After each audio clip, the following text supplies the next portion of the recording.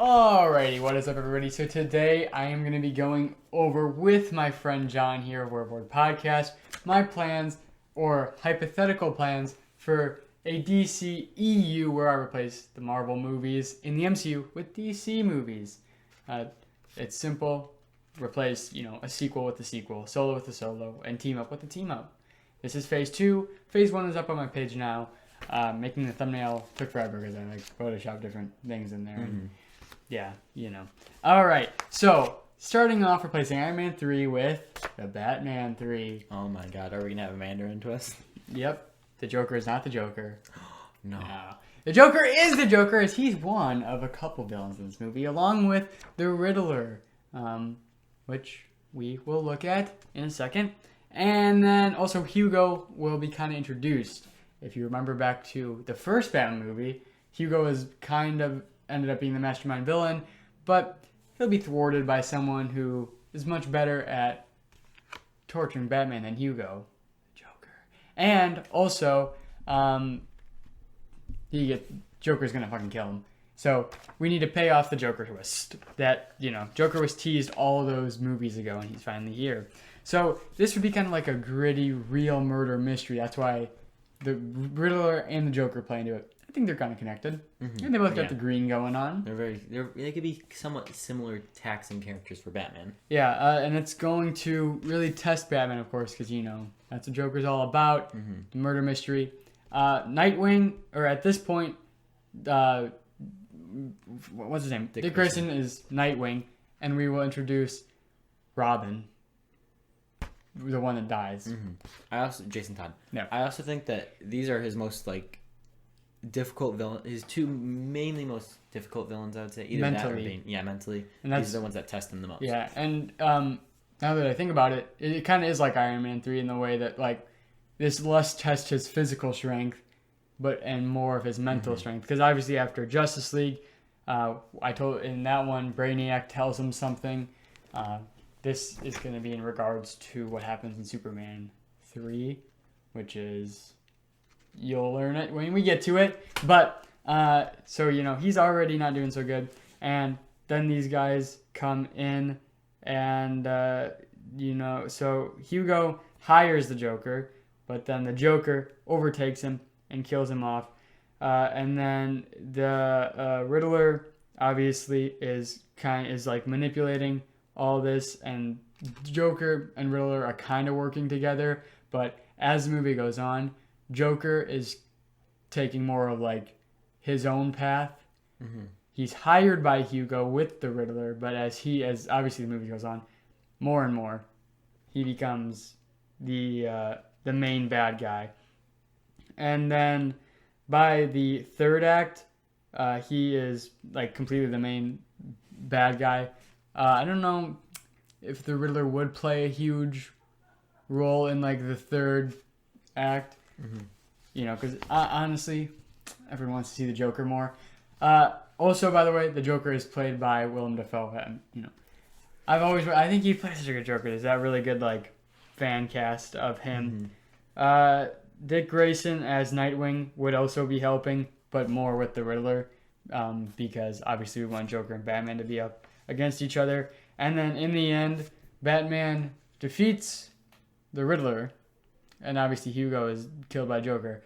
But Joker gets away scot-free, and then Robin, as Jason Todd, becomes the Robin, but he doesn't play. He's more it's kind of like the Batman and Joker, and then Nightwing, Jason Todd, and Riddler. Obviously, they all tie together. Mm-hmm. But it's kind of more focused on that. Mm-hmm. And that's it, pretty much. I don't have anything more. Does Jason Todd die in this one? Should he die? I don't know. Half of me thinks he should. Half of me thinks he shouldn't. It would make sense at the end. Mm-hmm. But also he hasn't really been set up. But also he could play more of a Red Hood role. What do you think, John, as a co-writer? Do we kill him off? I mean, you see that there's two things. It's kind of difficult because then everyone's going to compare it to the Dark Knight Batman, because it's kind of similar with the whole Two-Face thing because Batman's trying to get there to. I think the only way you could do it is Batman trying to get there to save someone, or he just watches a video of it happening. And how it happens in the comics is obviously he gets beat to a pulp and then left for dead. But like Joker, I mean, I guess that's Joker's thing, you know. I mean, it would make sense for him to do that to Batman. Yeah, and I mean, no, I was gonna say he could do Dick Grayson because didn't they confirm or Zack Snyder confirm that the Jason or the Robin that died in the DCEU is Dick Grayson? I'm pretty sure. But I also want Dick Grayson to be Nightwing, so he has plans in the future, so he can't die. So what is our decision at the end? Do you want? You know what? Yeah. I think we could do that because he could play a Harley Keener type role, and at the end, Joker, who has completely taken over what Hugo wanted him to do and what Riddler is doing, kills Jason Todd, who is supposed to be his new pupil. After Batman, in a dad type way, is like losing what his kid was, Nightwing, to become his own man. So he's already messed up from Justice League. So it's a good way to just break him. This is what I do in all these Batman movies. I was also going to say, like, do you also want plans in the future for a possible Red Hood? Yeah. He could easily play a role in my end game. So the first post-credit scene is Nightwing getting his official suit. We could see the black and red one for most of the movie, but then he gets his black and blue, which is kind of his own identity different from the Robin. Yeah. And then Joker in Arkham Asylum, alive. Is he just laughing? Yeah, sure. He's behind a little cloudy cell door. Court of Owls, you could tie them up officially, or just have them in there somewhere if you wanted to. And yeah. How crazy is this Joker? Like, what are we talking about? Like, he's crazy, and we also, I think it would be kind of fun to see him more and more, not necessarily lose his mind, but more come to the realization that he can have control here over the Riddler.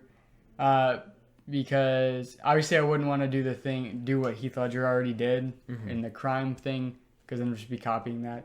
He did that perfectly, so why do that again? So it's more of just like a murder mystery type thing. Yeah.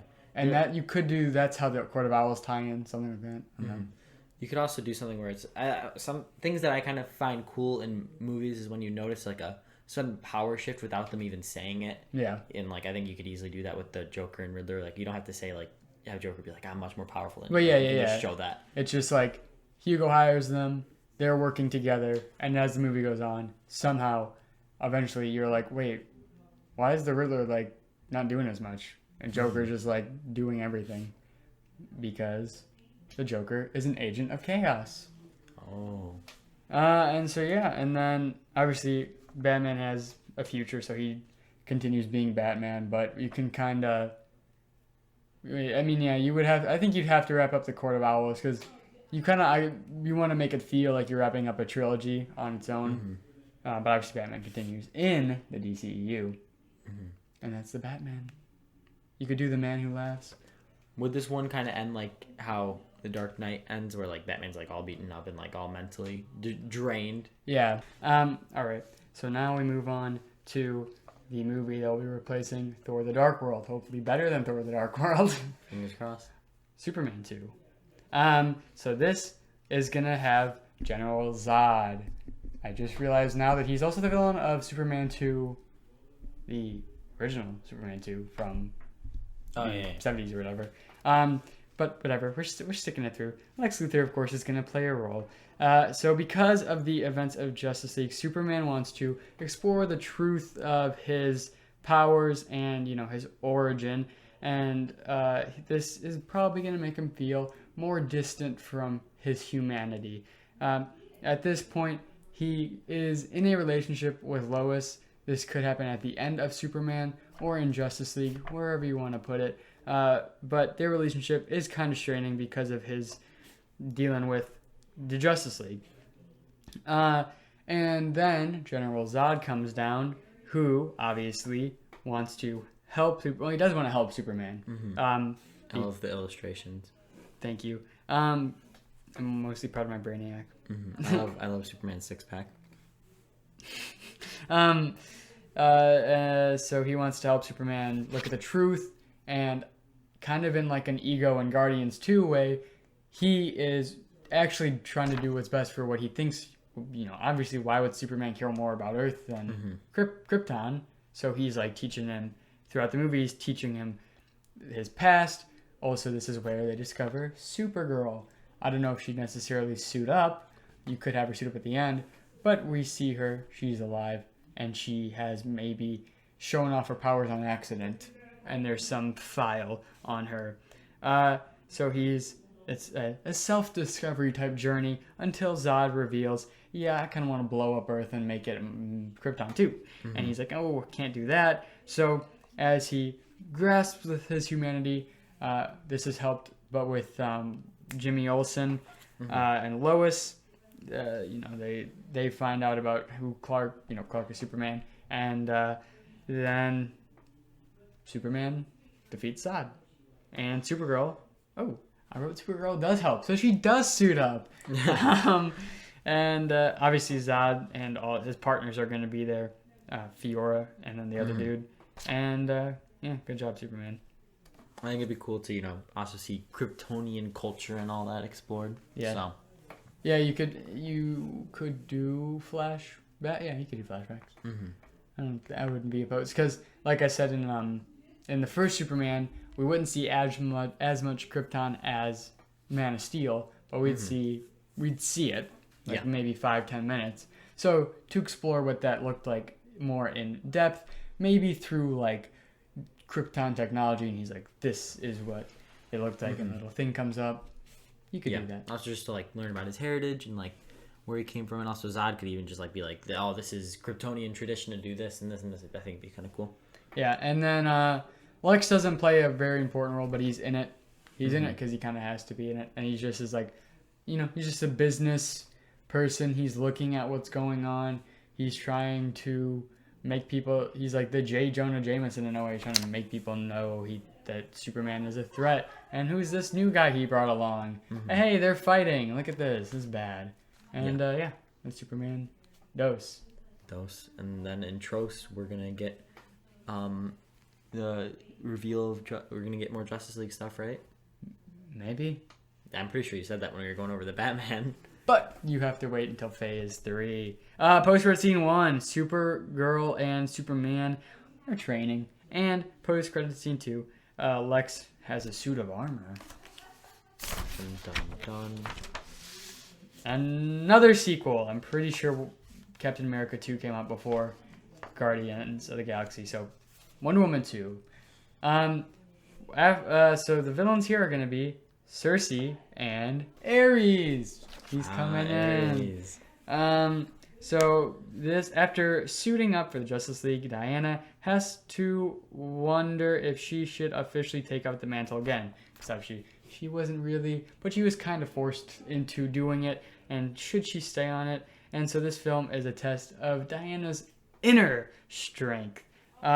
This leads her to her old friend Cersei. She befriends Wonder Woman, but a new threat arises. Ares, a reminder of her past and what she has tried to avoid. After dealing with these elements, and we'd also introduce Ares' children, and developing her relationship with Cersei, we go through. They're doing their thing, but then it turns out Cersei's the true villain. What? Whoa. And she's mad at Diana for leaving her people behind, the people who actually cared for her. And so she has to kind of struggle with that. So she's just like, you do realize you're kind of an asshole for that. And she's like, what? No. And so then they have to fight. She offers friendship, but Diana has to refuse. And then they fight. And surprise, Wonder Woman wins. Really? But, you could you could do another Captain America Winter Soldier type thing. Like, she doesn't fully win, does she? She kind of loses up here because of Cersei. And Ares is more of a physical threat.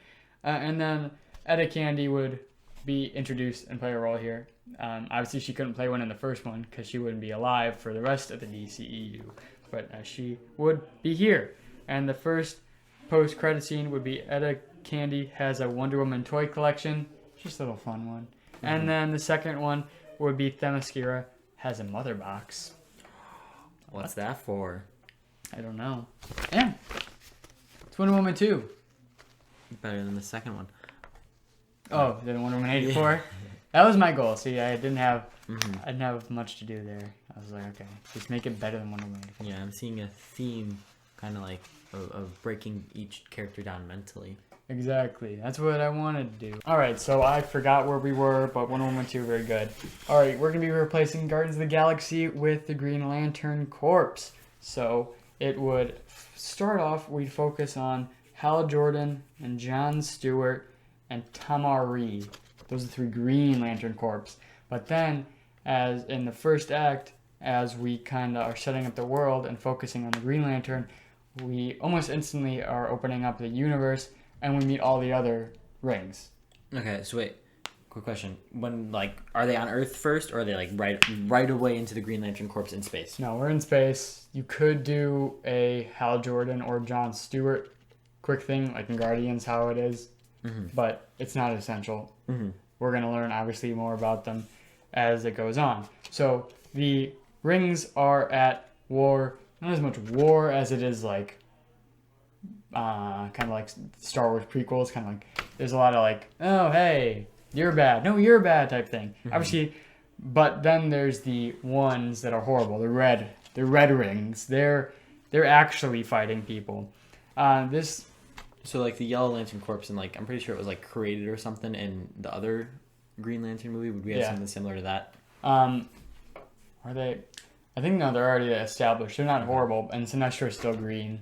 But they're probably an antagonistic force, but red is the one that are actually killing. So they're the bad guys. And in the first act, we focus on the 3 kind of main Green Lantern ringed people. And then, as we go and open through the world, we meet a couple other Lantern people that are going to join us, including Saint Walker, Iroki, and Star Sapphire. So I can't remember which rings they each are, but obviously this is going to also kind of be like a Eternals in the way that it's diverse. That's something you can do here. So why wouldn't you do it? And then it focuses on obviously the kind of theme of who you are versus who you can be per se. And so I say the focus on this one will be Hal. Obviously the sequel comes out before the big come together movie, so we'll focus on a different person in that one. But Hal's the focus in this one, and the red are the main villains. The main one being Atrocious, and you'd kill Tamar Reed at the end. Okay. Because, someone needs to die. Someone has to die. And then the post-credit scene would be just the group messing around. And then the second one would be Sinestro finding the yellow ring. Or however it works. Becoming yellow? I don't know. I think this would be pretty cool. It's a little bit... This builds up the world now to something else. Yeah.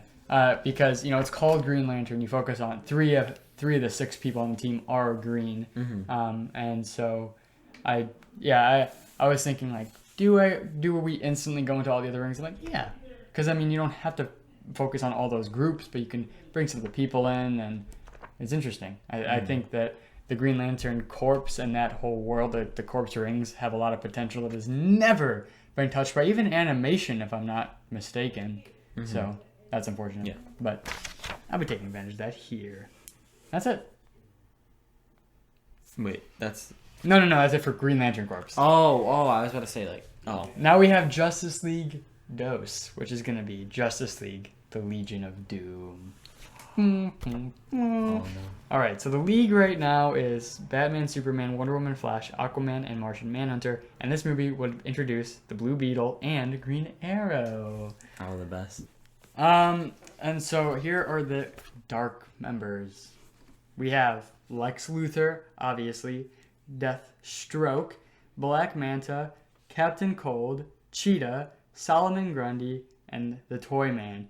and Joker would make an appearance, but he's not part of the main team. Okay. He's too conflicting with Lex Luthor as like powerhouse villains. Mm-hmm. So Deathstroke is the Batman villain. Obviously, as you can tell, they're all a villain for each person. Yeah. So the Flash is running around when he comes to a bank robbery. Simple enough. But this is where we see Toyman. He quickly captures him and takes him back to the headquarters. But this is when the Flash realizes something. There's more to this. In a Loki-type situation, the Toyman wanted to be captured. So he gets captured. Mm-hmm. And he's getting information. And then this is where we reveal Lex Luthor has made a Legion of Doom. Done. John threw up the idea, would they split up in this movie? No. But there's obviously a lot of infighting in the League. Unlike the Avengers, the Justice League they're all very distinctly their own, like, I know it's always been weird that they team up because they're so powerful, I guess, is kind of the thing in my mind. So that is kind of I would play with that in the way that they're all clashing. I mean, they all have their own villains, and it's kind of probably a weird thing for them to have to be together. But Lex Luthor is kind of forcing their hand in this case. Mm-hmm. He would obviously be a mastermind, but we tease the suit. He's wearing that here as a physical threat as well. This is where the team ends up coming together, and then they have one goal, and that is just to take down the League. If they could, to capture Superman as well. Lex wants this. This brings the attention of a couple small heroes, Green Arrow and Blue Beetle, who join about halfway, or they join in the third act, but they're introduced maybe about halfway through. And of course, they defeat the group. But we don't yet know why Lex needed Superman. He just does, it constantly does, but he does for a specific reason though. Okay. And that's it. So the first post-credit scene. So obviously they all get captured, but Lex has been broken out. It's a tease for Superman 3 BVS. And post-credit scene 2, the Flash taunting Captain Cold.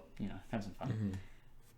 And I'd want the Flash to be the heart of this movie in the same way that Hawkeye is, because the Flash is a very interesting character that I sadly have not been able to get a solo movie yet. Mm-hmm. So I just want him to be the heart. That makes sense, yeah. And I agree with it. Yes. So how much screen time does Joker get? Not much. I think it'd be just kind of a fun cameo in a way. Yeah, okay, that's good. Because I always think it's weird when he interacts with teams. Yeah. Like, especially like with the Legion of Doom. Yeah, he's too... It's like the same way that Green Goblin does not belong in the Sinister Six. Mm-hmm. He's like his own major threat in a different way than the Sinister Six is. Yeah. Just in the same way that Joker would both clash, I think, too much with Lex Luthor, and also just... And I think they all just want different things. Like, all the other people mainly just want to, like, kill their heroes or, like, just need them for something. Joker just likes to mess with Batman. Like, they all have their vendettas, but they all, like, lost to them. In this universe, all the people I said, so Lex, Deathstroke, Black Manta, Captain Cold, Cheetah, Solomon Grundy, and Toyman, have all fought their heroes and have lost. So they all have that. They know they can't beat them by themselves, and they all have a vendetta. And so Lex knows how easy it'd be to get them to join his team. Yeah, and then, because the one thing with Joker, like, anytime I've ever seen him, and I always think it's so weird, because, like, and also, like, obviously he loses, but he doesn't care if he loses or wins. The reason I say I want Joker in here is just because nice little cameo. It's Joker. Who doesn't want him in a movie? So, that's it. And then the final movie of phase number 2 is going to be Shazam, replacing Ant-Man. So essentially it is going to be the same one that we got in almost all aspects, other than the fact that the family does not team up or suit up in the end. And also I'd want Savannah I'd want to see more of his genius intellect. In the comics, he's a super genius on top of being a physical threat. So maybe just make him smarter, man. Make him a bit of a better villain. I think I liked what he did, but give him a bit more. And then, don't give the people the powers at the end. Just keep the family theme. Obviously, they'll get powers in time for the end game of this, but in this movie, it's Shazam's first. Yeah, we talked about that. We both didn't like that part. I kind of kept that in mind. I was like, that's not an incredible part of that movie. I love the movie. Don't get me wrong. It's an amazing movie. Just that part's like meh. Just like we could have waited. A second.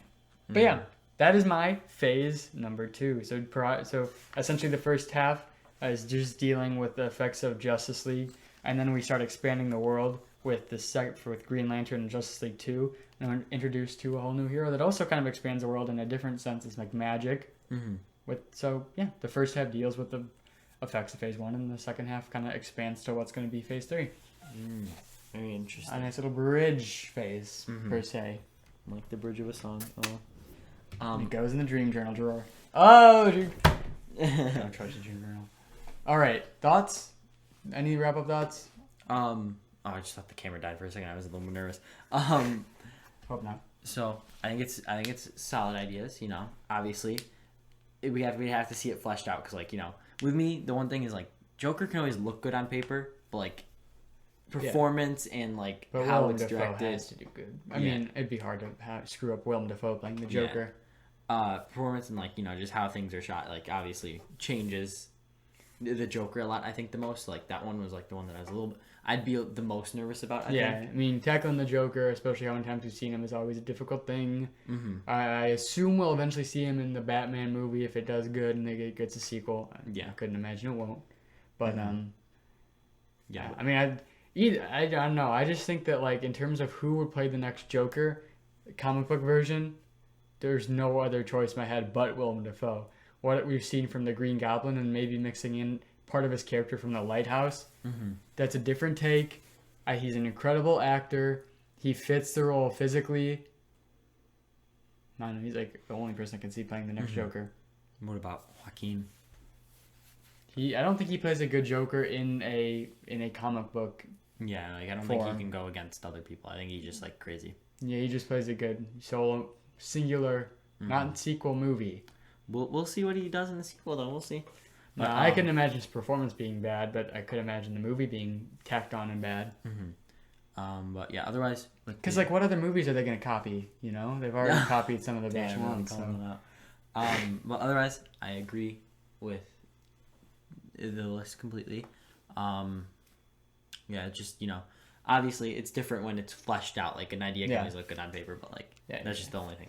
But I'd be writing all of them, so obviously they'd be fine. Oh yeah, of course. And I'd direct them all. And I'd be every actor. Would you? I was about to say, would you make a cameo in every single one of them? Yeah. As every character. Mm-hmm. Anyway, tell us what you think of my plan. Am I an absolute fucktard idiot? Let me know. I love those comments. Check out our Rebored Podcast, Instagram, Twitter, TikTok. We also have the podcast with an exclusive segment or two over anywhere you listen to podcasts. Stick around here, subscribe, and like for exclusive videos like this every single week. Thank you for watching, and goodbye. Goodbye.